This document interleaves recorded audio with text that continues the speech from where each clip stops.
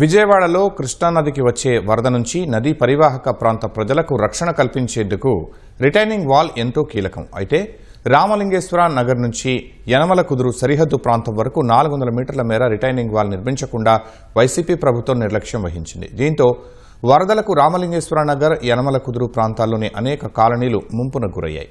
కూటమి ప్రభుత్వం వచ్చాక ఆగిపోయిన రిటైనింగ్ వాల్ నిర్మాణ పనులకు శ్రీకారం చుట్టింది.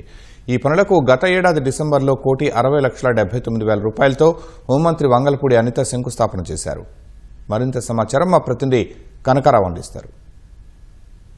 ఏటా కృష్ణానదికి ఎగువ నుంచి వచ్చే వరద ప్రభావంతో ఈ కృష్ణానది పరివాహక ప్రాంతంలో ఉండే ప్రజలందరూ కూడా తీవ్ర ఇబ్బందులు ఎదుర్కొంటూ ఉంటారు. భయంతో బతుకు ఏడుస్తూ ఉంటారు. ఈ తరుణంలో ప్రభుత్వం నిర్మించిన ఈ రిటైనింగ్ వాల్ ఈ ప్రాంత ప్రజలందరికీ ఎంతో ఉపశమనం కలిగించింది. గత వైసీపీ ప్రభుత్వం మాత్రం కొంత 400 మీటర్ల వరకు ఈ రిటైనింగ్ వాల్ నిర్మాణంలో నిర్లక్ష్యం ప్రదర్శించింది. దీంతో 2024లో వచ్చిన వరదలకు కూడా ఈ ప్రాంత ప్రజల్లో అనేక ఇళ్లు మునిగిపోయి తీవ్ర ఇబ్బందులు ఎదుర్కొన్న పరిస్థితి ఉంది. దీన్ని గుర్తించిన కూటమి ప్రభుత్వం అధికారంలోకి వచ్చిన తర్వాత దీనికి సంబంధించి 1,61,00,000 రూపాయలతో అంచనాలు సిద్ధం చేసింది. అందులో భాగంగానే ఈ రిటర్నింగ్ వాల్ ఈ పెండింగ్ పని ఏదైతే ఉందో ఈ పని పూర్తి చేసేందుకు కూడా శంకుస్థాపన చేశారు.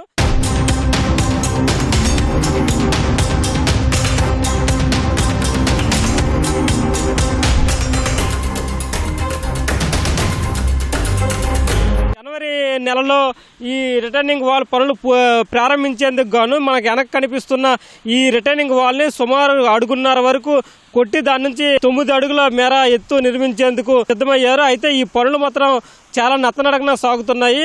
వచ్చే వర్షాకాలం నాటికి ఈ పనులు పూర్తి చేసినట్లుగా అయితే తమకు ఎంతో మేలు జరుగుతుందని చెప్పి ఈ కృష్ణానది పరివాహక ప్రాంతంలో ఉండే ప్రజలందరూ కూడా ప్రభుత్వానికి విజ్ఞప్తి చేస్తున్నారు.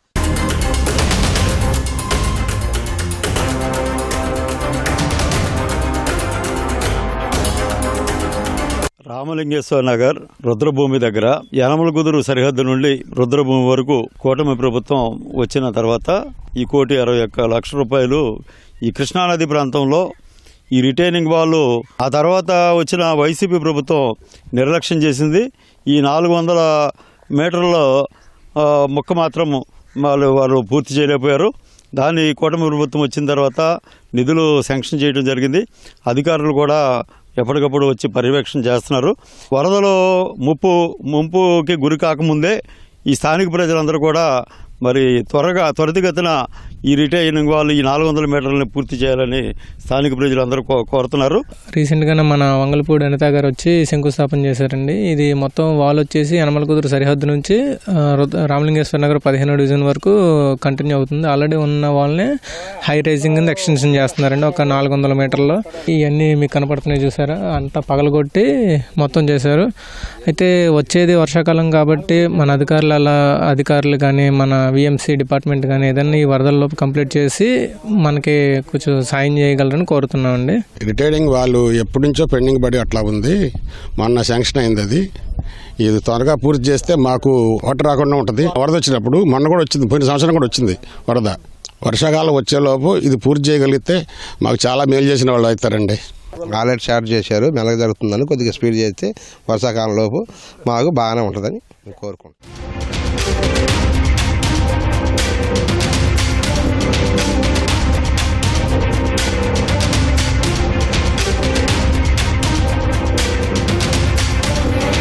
మనం వెనక కనిపిస్తున్న రిటైనింగ్ వాల్ సుమారు 8 అడుగు ఎత్తులో ఉంది. తర్వాత ఉన్న ఈ 400 మీటర్లు మాత్రం పూర్తిగా డౌన్కి ఉంది. దీంతో ఈ రామలింగేశ్వర నగర్ ప్రాంతం, అదేవిధంగా యనమల కుదురు ప్రాంతంలోకి భారీ వరద కృష్ణానదికి వచ్చినప్పుడు ఆ వరద అనేది ఇళ్లలోకి ప్రవేశిస్తుంది. దీంతో ఈ స్థానికంగా ఉండే ఈ నదీ పరివాహక ప్రాంత ప్రజలు తీవ్ర ఇబ్బందులు అయితే ఎదుర్కొంటున్నారు. ఈ పనిని గుర్తించిన కూటమి ప్రభుత్వం పనులైతే ప్రారంభించింది. ఏదైతే మన వెనక కనిపిస్తుందో ఆ పని ప్రారంభించింది. అయితే గత 2 నెలల నుంచి మాత్రం పనులు నిలిచిపోయాయి. దీంతో ఈ స్థానిక ప్రజలు ఆందోళన వ్యక్తం చేస్తున్నారు. ఎందుకంటే వచ్చే వర్షాకాలం నాటికి ఈ పనులు కానీ పూర్తయినట్లయితే తమకు ఎంతో మేలు జరుగుతుందని, భారీ వరద కృష్ణానదికి వచ్చినా సరే మాకు ఎలాంటి ముప్పు ఉండదని చెప్పేసి ఈ స్థానిక ప్రజలు ప్రభుత్వానికి విజ్ఞప్తి చేస్తున్నారు. వీలైనంత త్వరగా ఈ పనులు పూర్తి చేయాలని చెప్పి కోరుతున్నారు. కెమెరామెన్ కోటేశ్వరరావుతో కనకారావు, ఈటీవీ న్యూస్, విజయవాడ నుంచి.